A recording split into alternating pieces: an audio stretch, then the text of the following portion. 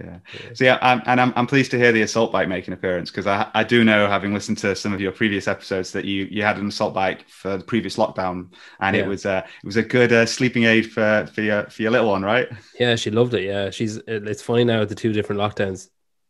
So the first one, she was like an inanimate object that just cried. Like she'd no, she just was useless at everything and would just needed constant holding or care or whatever. Whereas now she's so self-sufficient. I actually measured there just before this. She took off walking around the kitchen, and she only took her first steps about a week ago, but she walked like 24 feet unaided, carrying something. And I was like, geez, that's pretty impressive. So I went and got the measuring tape to check.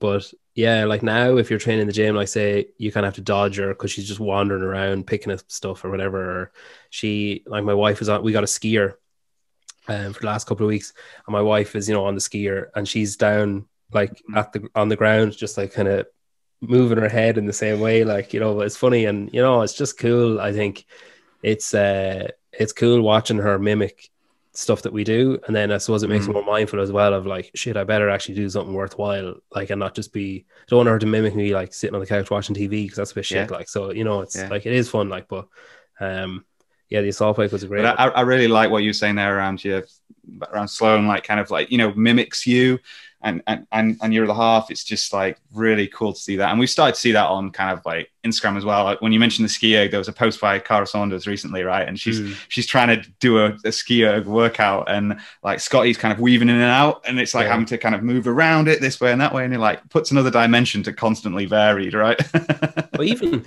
like there's like, I think something that like, I don't know, maybe it comes across, maybe it is seen as impressive or maybe it's not, but like say Cara, Annie, Travis Mayer, like what they're doing is insane. Like Cole Sager, like it's just ridiculous. Like I have a child, and I am absolutely exhausted all the time.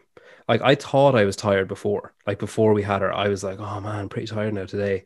No idea what I was in for. Like, and it's not, I don't want to be one of those people that's like, oh, it's really hard having a child. Like, it's not, it's fucking amazing. But there are days where like she's been up, maybe 3 hours in the middle of the night, and you've been up with her. And then obviously you take longer to get back to sleep when you go back to bed. And then without fail, she'll still wake up at 10 to 7. So regardless of what happens during the night, it's like, I'm awake for the day now. You better get up and come get me and like, entertain me for a while or whatever.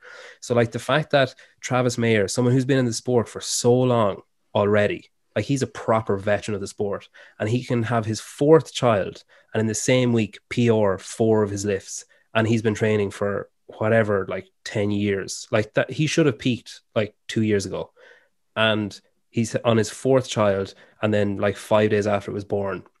So he must be emotionally and physically wrecked. He Mm. PRs 4 lifts. Like that is insane.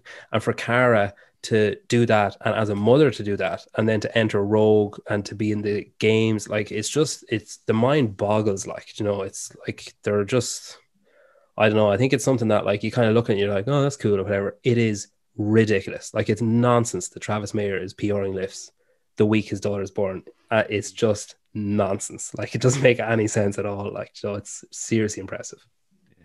Yeah, and I think I was going to make a comment, but I guess I'm going to caveat first with the fact that there's no other sport that I feel I'm that interested in, that I'm that have that much awareness of the kind of, let's say, to some degree, the lives of the athletes that perform at the peak of that sport. So I don't follow any other sport close enough to be able to kind of like go, I'm not. So my comment was going to be, I'm not aware of any other, more developed sport. You almost imagine that it's kind of like these things typically happen a little bit more sequentially rather than simultaneously. But and I was going to say, well, maybe that's because the sport is still, very young. So, people are competing for longer. But there's probably arguments that that's not the case, right? But I wonder whether we'll start to see, as we see more youth kind of sport coming through, that it's kind of like, will we start to see more, 18, 19, 20-year-olds kind of at the peak of the sport, and where will the demographic, how will the curve shift?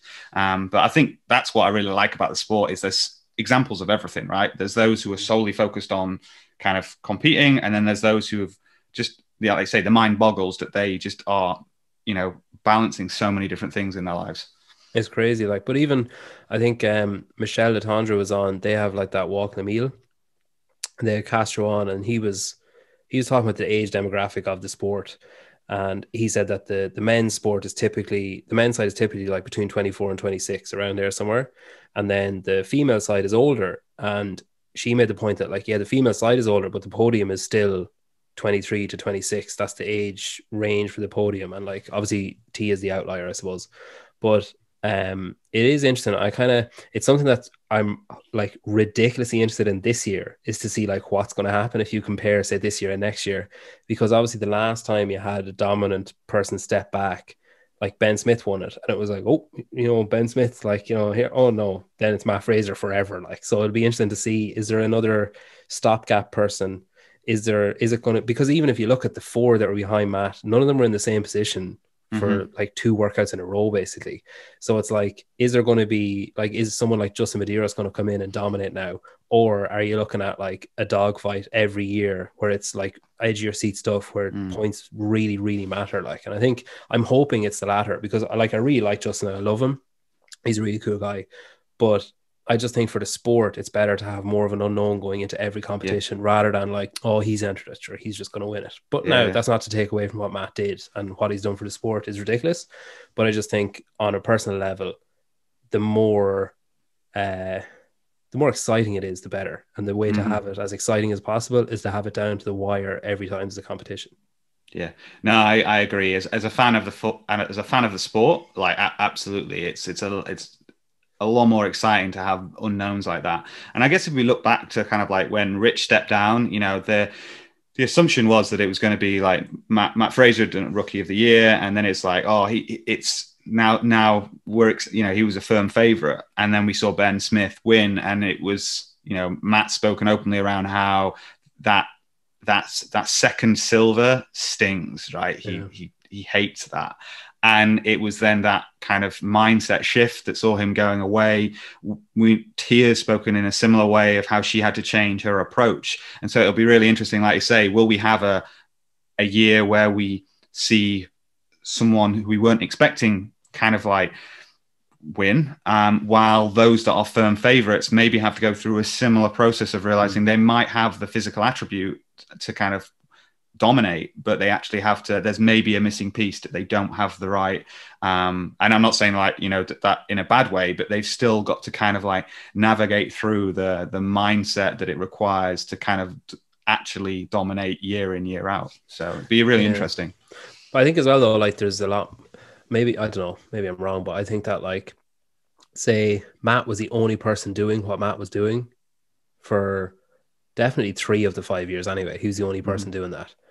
Whereas now you've got like Justin Medeiros is upping sticks and moving to his coach's house, basically. You've got like Noah is just training constantly. The only issue that athletes really have now is the kind of noise around it, where they have these like obligations with sponsors and stuff like that. But if you have a good manager, which I know, like say Justin has with Loud and Live, Noah has with Bijan, like they have these good people around them that will be like, okay, it's February, fuck off sponsors, we're focused on this now, that kind of way. And I think that's what they need. And I think Keith knows what people need because he's done it with Matt. And then he has Dylan and other people under him who will be like, all those Loud and Live athletes will have no distractions around the open, and they'll have no distractions around the games unless they want it, unless they know I'm probably not going to have my best year here, I might as well make a bit of money around it or whatever, like, So I think the fact that the sport is so young leaves it open to so many different variables. But I think a really interesting thing to see would be, will anyone, say like Noah, right, who was almost there last year, like, the year before, will it like uplift him now knowing that the reins are off, the shackles are off, he actually has a real shot of winning? Or will it bog him down to be like, shit, I've no excuse now. Like my excuse has always been, oh, I can't win because Matt's there and Matt's so dominant. Whereas now there's a gap, and it's like, shit, if I don't go through the gap, am I a failure? Like, have I not done what I need to do? And I think having spoken to some of them, people that you might expect would be like, I don't care, don't listen, whatever. They're still human, and they still have that thing of like, shit, what if people think I'm not good? Like, what if I think I'm not good? What if I, wasted the last 12 months and blah, blah, blah. So it'd be very interesting to see who's a diamond and who's a tire when it comes to the pressure, like who can really make it happen. I think I'd love to see Justin do it. I think if there is to be an anomaly, I think you're looking at someone like Vellner or Fikowski or someone like that is going to win it this year and maybe not necessarily dominate for the next few years. Mm-hmm. But I think there's people like that that are really experienced, that really know like what the competition is like, know what it's like to be in second, third, and to be fighting for first. They're the people that I think have a good shot this year. Whereas, you know, it might be a bit too soon for people like Justin yet. Although actually Matt was telling interesting stories about Justin where I think he's going to train with him and stuff and, you know, like visit him and stuff like that. Whereas he'd never done that in the past, obviously because they're like rivals or whatever. But yeah, he like even at the sandbag thing, Justin stopped early and he was on the trail run. He was saying to Matt, like, that is never going to happen to me again. Like, I will never let that happen. So I think, yeah, Matt definitely seems to have his eye on him as a future long-term contender, I think. It'll be interesting as well to see how, like you say, that they've now surrounded by coaches and managers, and that there is that, like, they're professional athletes through and through, right? So, but there's so my perception of like Matt as a professional athlete and Rich Froning as a professional athlete are quite different. Like Matt was like insular and focused, whereas for Rich it was part of like, you know, faith, family, and fitness. So that and this sport has evolved since then. So it'll be really interesting to see whether we see more individuals like Matt coming through who are like, you know, laser focused lone wolf style approach to kind of like achieving that level of performance. The other thing as well, and talking about like mindset, you know, that it was something that Matt brought to, you know, and as much as Matt had spent however many years in like, you know, US weightlifting in an academy, so would have been surrounded by, you know, those that were looking at the non-physical side of performance. You've got Comp Train Academy opening and things like that. So I think more and more, like you say, the athletes are surrounded by good, knowledgeable people who are making sure all the bits of the jigsaw are there, and that you don't wait until, oh yeah, look, there's a gap there, we should probably work on that now. It's going to be trying to build all those bits up side by side. Yeah, that's true. I think someone actually that I've mentioned to a couple of friends is, you know, Samuel Cornier. He's like a mayhem athlete. I think he finished just outside the cutoff for the games this year. The 1,000-meter row held him back. I remember seeing a stat, and it was, you know, it was one of those like if he had rowed like 2.5 seconds faster or something like that. But I saw him afterwards put up a post of him like just destroying a rower, and he was like, the tagline on the story was like, a machine will never hold me back again. So he's another one that I'm kind of like, he really, really wants it. Like he'll run through a wall to get what he wants. And he's doing like the mayhem programming, and, you know, he really seems to just be determined, like, because he was close and then obviously wants it. And then there's a few interesting ones like Chandler Smith. I kind of get the impression he's not really taking it that seriously this year. I think seen him put up a couple of things where he's like, blah, blah, blah, 2022. And it's kind of like, why is he just skipping this year? But he's only finished, like he's just become a civilian or whatever. So I don't know, maybe that has something to do with it.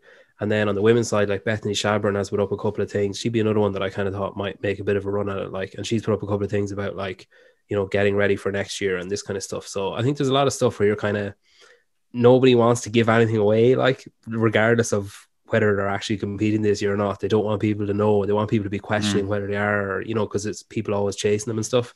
So I think until we get through the Open, it's anyone's game. And then after the semi-finals, it'll start to get interesting. Or after the quarterfinals, it'll start to get interesting, because even someone asked me yesterday, they were like, oh, who do you reckon is going to win?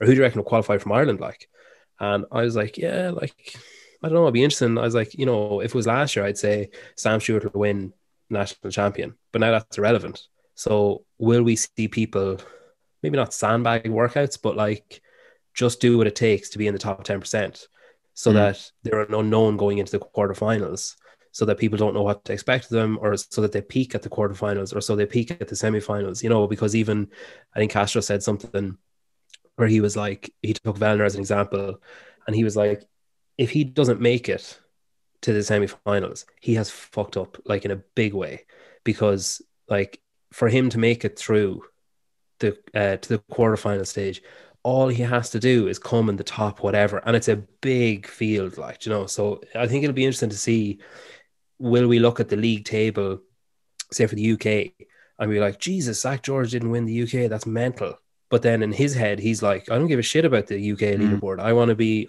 just barely in the top 10% so that I can comfortably focus on the quarterfinals and semifinals. So I think there's going to be a lot of stuff like that. I think the coaches and the athletes have a lot of,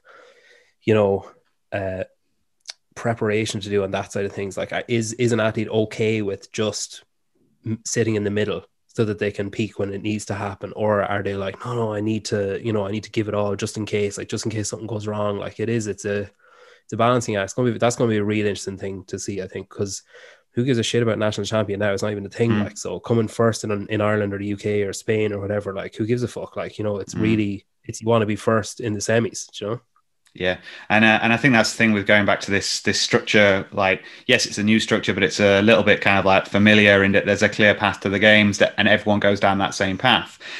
Is that, like I say, there's going to be those athletes, and we've seen it. Like, I think Brooke Wells and Will Morad were both saying this on one of the Proven blogs, and I've heard Pat Vellner say something similar. And that, like, yeah, it's about it should be and it's not kind of like taking it lightly, but it should be a no-brainer to kind of get through to the quarterfinals.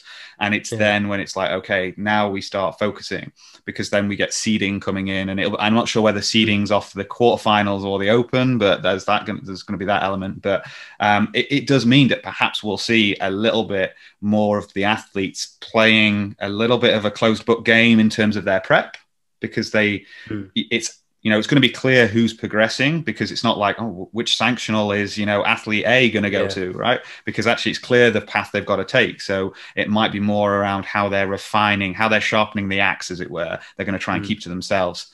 So yeah, it's going to be interesting, especially for people like ourselves, right? Who are kind of just big fans of the sport. I was just thinking there, that is about 15 minutes on question one of your warm-up questions. To be honest, yeah, it was about 8 minutes ago, and I was like, we're into Wods right now. And what's really interesting is that when the questions I'd written for kind of like talking about Wods of Coffee Pods and Wods was going to be more about your Wods rather than kind of elite athletes Wods. But I've really enjoyed getting into this kind of conversation. So see, the thing, it's actually an interesting thing though, because like it's a line I think I've drawn since I started doing this. Was like when I started talking to people, like when I started talking to the elite athletes or the elite coaches, I realized how out of reach that is for 99% of the population. Like how far ahead they are, the stuff that they do that we don't realize they do, the sacrifices they make that we don't realize they make. Like it's mind-boggling, the stuff that they do, how often they train, how much they sleep, like how much calories they take in, how much whatever. Like someone asked me the other day, oh, would you be tempted by the hard work pays off programming when it launches? And like a year ago, or about a year ago or 18 months ago, I would have been like, oh yeah, I need to fucking train like 6 times a day and I need to whatever. Why? Like, what am I going to achieve by doing that? So like I've paid for, I did the Invictus weightlifting, I did the weightlifting, Ireland weightlifting, because I was shit at weightlifting. Why was I shit at weightlifting? Because I didn't do any strength. So how can I expect to clean 100 kilos if I never front squat? Or, you know what I mean? So it comes to now where I'm kind of looking back being like, geez, I was such a fucking idiot. Like, where I was thinking like, oh, if I just do loads of weightlifting, I'll be really good at weightlifting. It's like, what about your strength? I don't have time to do the strength because I'm doing so much weightlifting, and it's like pointless. Like, so I think that's something big that I've learned on this, is that like, you need that consistency. You need to consistently do something and then decide whether it's working or not, rather than being like chopping and changing and chopping and changing. Now, it's good for business for those people who are like putting up a picture of, say, you've got Proven, you got the hard work pays off coming soon, you've got Prepared, you've got JST, you've got all these different programmings that are like, hey, look at this. If you do this thing, you'll be the next, like, Sharenka. If you do this thing, you'll be the next Tia Toomey. Like, it's like, no, if you do this thing, you might be marginally better than you are, but you also need to make this massive list of sacrifices in order to get to where they are.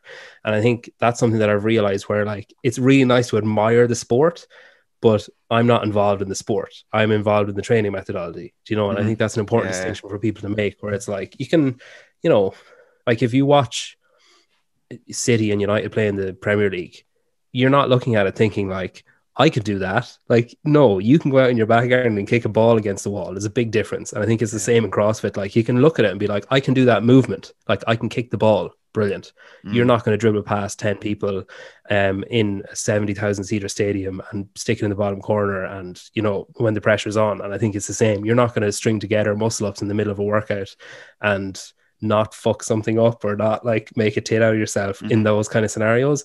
You know, I think I've just learned myself, stay in my lane, where it's like I'm training because I enjoy training. Yeah. And I've even started like kind of, you know, cherry picking what I'm doing, where like I'm loving cardio at the minute, so I'm just doing a heap of cardio, and then I'm sure I'll get sick of that and then be like, I'm loving strength again, I'm going to do a bit of that. And I think it's just, you know, I've made a clear distinction in my mind, and it's taken a long time to get there, of like, I am not involved in the sport of CrossFit, I am involved in the training methodology of CrossFit, and I enjoy that, so I need to stick to that. But yeah, no, I don't know where that came from. Sorry. It's well, I read your email, right? The latest email, and I think that's a real nice addition to kind of obviously the podcast is your weekly emails. I've only been getting them for about a month now, but you talked about that in terms of like, you know, you've actually got to recognize that, you know, simply by spending $40 a month on a program is not going to take you to the next level. And I know some online programs that, you know, whether you get them, you know, sent to you on a PDF or you download the app and they're delivered to you weekly or monthly, is like, yeah, they sometimes say like, oh, you know, this program track you'll be able to get done in like an hour to 90 minutes. But this program track, you probably need like 2 sessions totaling about 3 hours a day. But I feel like there needs to be like extra on top of that. It says, if you're looking at this, you should already kind of like have your training, you know, you should have your nutrition on point. You know, you should be prioritizing training above these other things in your life. Like, and it's not like to call out that they're not, but it's equally been like, this is who this program is not for, right? Because, you know, there's, you know, I've signed up for a few different programs, you know, and like I tried like the Mayhem Everyday Athlete for a while, and I found it interesting. But again, it was like, oh, you can get this done in an hour, and it'd be like 90 minutes in, I'm like, sod the accessory work, I'm done. Yeah. But I guess as well, like it's kind of, you know, you have a perfume commercial selling perfume with the, you know, ridiculously good looking couple on it riding a horse on the beach or whatever. It's like, you know, if you're put on that perfume, that's not going to be you. So I guess you just have to take programming with the same pinch of salt of like, unless everything else is in place, this probably isn't going to make the difference that I need, you know. So yeah, no, it's been a weight off my back, I think, realizing that like it's just a bit of crack, it's just a bit of fun, and it's for longevity rather than, you know, it's like lifetime physical activity rather than like just getting my first muscle up and like breaking my elbow to do it, you know. Yeah, I only need it once, and as long as it's on camera, that's fine, because I can always repost it. yeah, exactly. Yeah, and that's something I've gone through similar. And I know you talk about like training being an outlet, not a priority. And that's something that I've probably only just started to kind of come to terms with. And it's probably been another good thing to come out of the last year, is that whilst I'm fortunate to have kit at home, I've realized that like I first and foremost train as an outlet, and that I'm not training with the same intensity or dedication that I did previously, but I'm actually better off for it, at least mentally, if not physically. Because in the past, I might have been a bit leaner, I might have been a bit fitter, but I'd also be constantly giving myself a hard time because I'd always perceive myself to need to be doing more. If I did 4 sessions in a week, why didn't I do 5? You know, why didn't I stay in? You know, if I did like a bodyweight workout, why I didn't do strength? And I've suddenly changed now, similar to what you were describing, was that like I kind of just dabble through it, and expectations are different, and I'm mentally better off for it, and physically I'm still, you know, I'm good, right? You know, if a zombie apocalypse comes along, I'm better than I was however many years ago.